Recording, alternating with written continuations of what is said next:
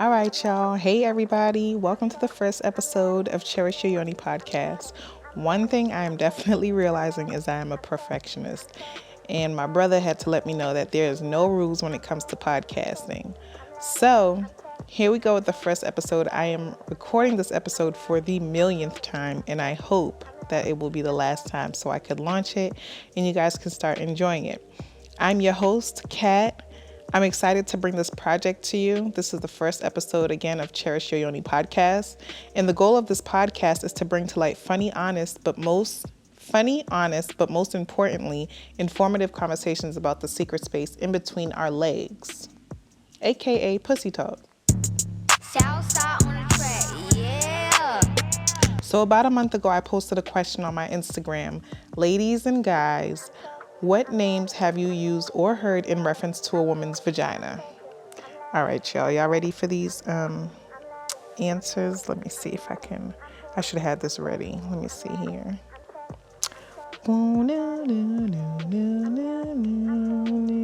Here we go.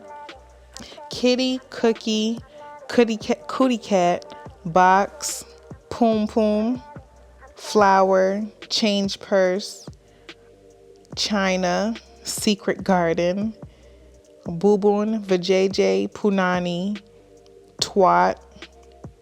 I said coochie. Who else? Pussy, wop, cat, wet, wet, good, good, Yoni, temple, honeypot, your flower, this goodness, fat cat, no square.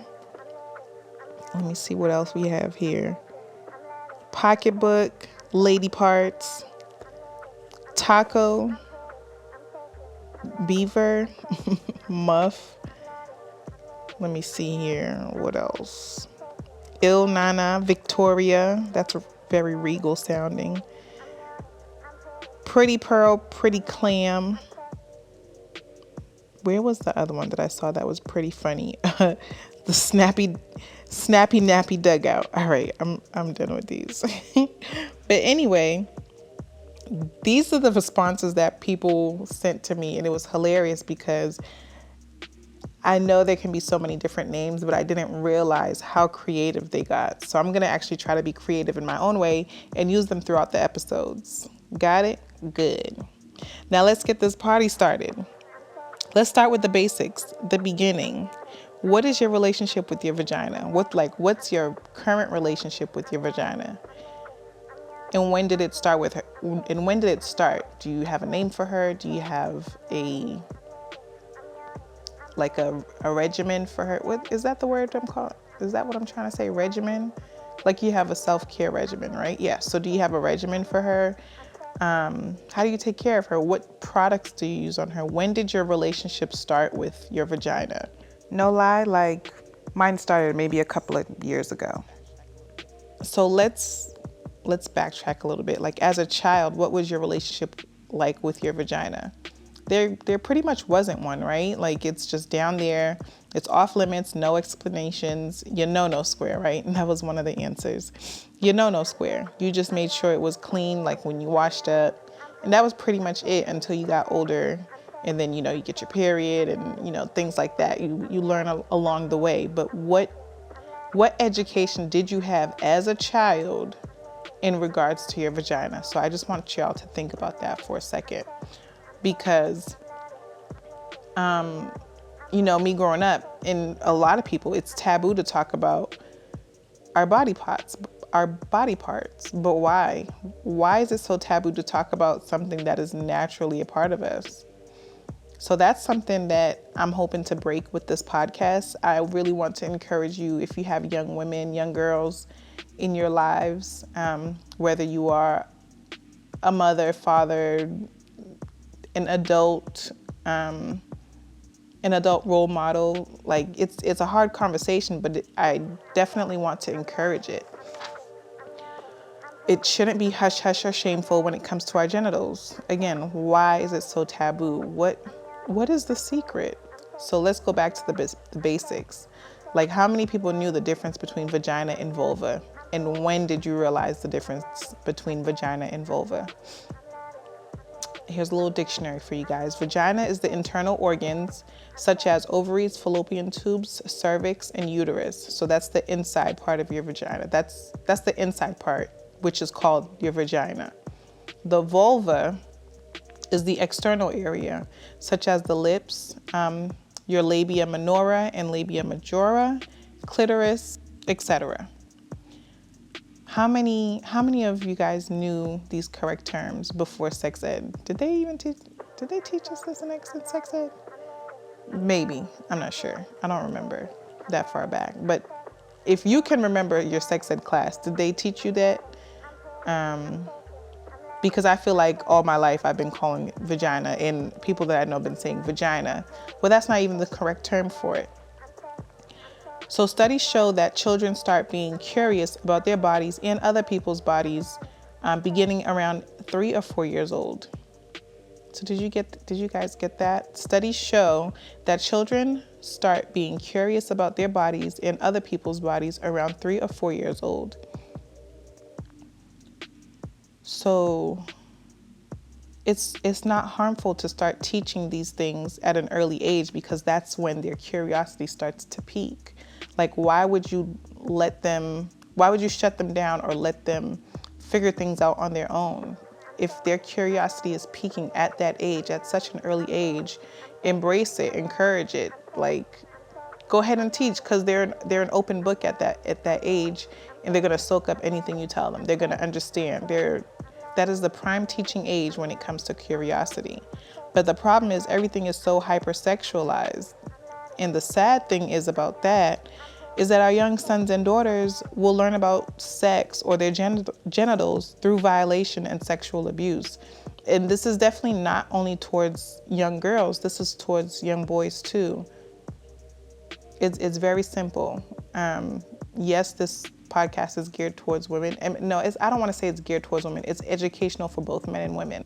There are so many resources out there that can be used in how to teach our kids about their body parts. So many resources. There are books. Only thing, I did find a couple of books. The only thing I didn't like is that I just didn't find books that were by Black authors. And if there are any out there and you guys know of any, send them my way so I can promote them and maybe do a giveaway. But I did find a couple of books that were pretty okay. And I'm pretty sure there are all types of resources now. One thing I did realize when I was doing some Google searches, you need to be careful of what you're Googling so you don't look like you're some type of sexual predator. And so, yeah, that's one thing I would say to be careful of when you're Googling certain things, or I guess certain conversations. I don't even remember what I was Googling. I think I Googled, how to teach young girls about their vagina, and I'm almost certain I got flagged. And so be careful when it comes to stuff like that, because big brother watching everything. Next thing you know, the feds is at your door. Carrying on. I was reading a book. Well, I didn't read the whole book, but I was just kind of thumbing through a book called Understanding Child Abuse and Neglect. And in chapter 6, it says the consequences of maltreatment can be devastating, especially at such a young age, but only recently has public awareness expanded to include recognition. But only recently has blah, blah, blah. The consequences of maltreatment can be devastating, especially at such a young age, but only recently has public awareness expanded to include recognition of the psychological consequences that stem from even the most subtle forms of emotional maltreatment. So some time ago, I found this clip on Instagram that discussed hypersexualization after experiencing abuse. They had some really good points on here, so I just wanted to share it with you guys. My idea of like pain and pleasure and sex, as I entered like my adolescent years, I hypersexualized myself.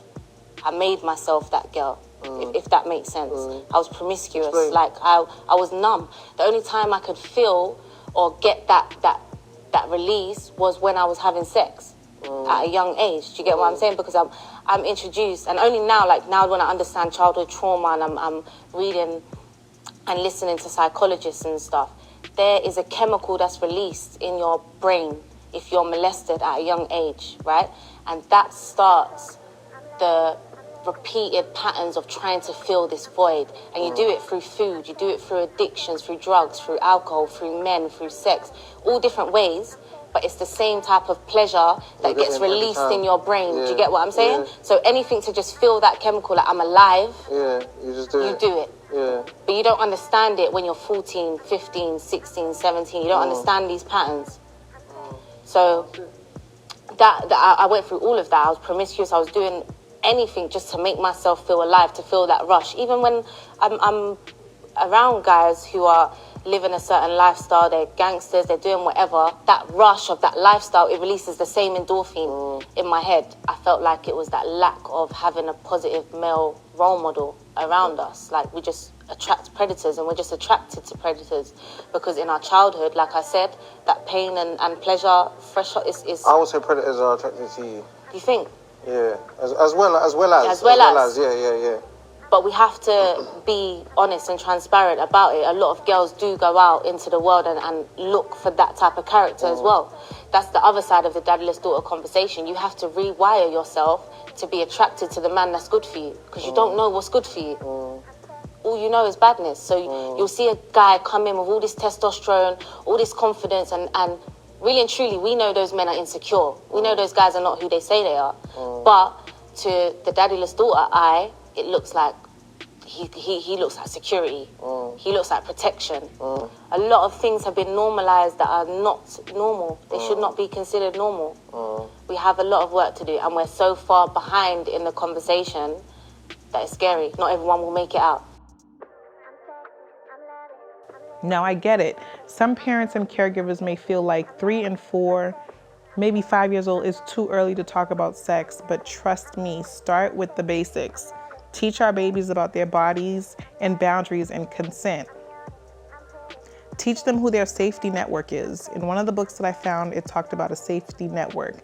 A safety network should be compiled of 3 to 5 adults, and it doesn't even really have to be that much, but 3 to 5 adults that your child can trust, that your child knows their number, they know their name, and if something happens, if they cannot come to you as a parent, they can go to that adult. So let's start creating these safety networks if you haven't done so already. It definitely takes a tribe. And this is not just, like I said before, for our little girls. This can apply to boys as well. Let's not allow our children to experience their bodies through violation. We are not doing that anymore. Empower them in their being. To educate is to empower. Teach them about consent and why. Don't just say nobody goes down there and that's your no-no square and leave it at that. Give them the real so they can grow into knowledgeable, confident beings who possibly will not need to heal from past traumas. And that should be the goal. Like, why do we want our children to grow up and need to possibly heal from past traumas? We don't want that. We don't want to do that. The same way we're putting businesses in our kids' names, and the same way we're setting our kids up for success monetary-wise, let's set them up for success mentally. Let's set them up for success when it comes to their sexuality. Let's set them up for success when it comes to their personal space. Let's start passing down generational health, generational mental health, generational healing. You know, it starts with us. And I know we can't save everybody, but definitely think about when your relationship with your sacred space started. Now ask yourself, do you want the same knowledge or lack thereof for your child? I'll see you next time.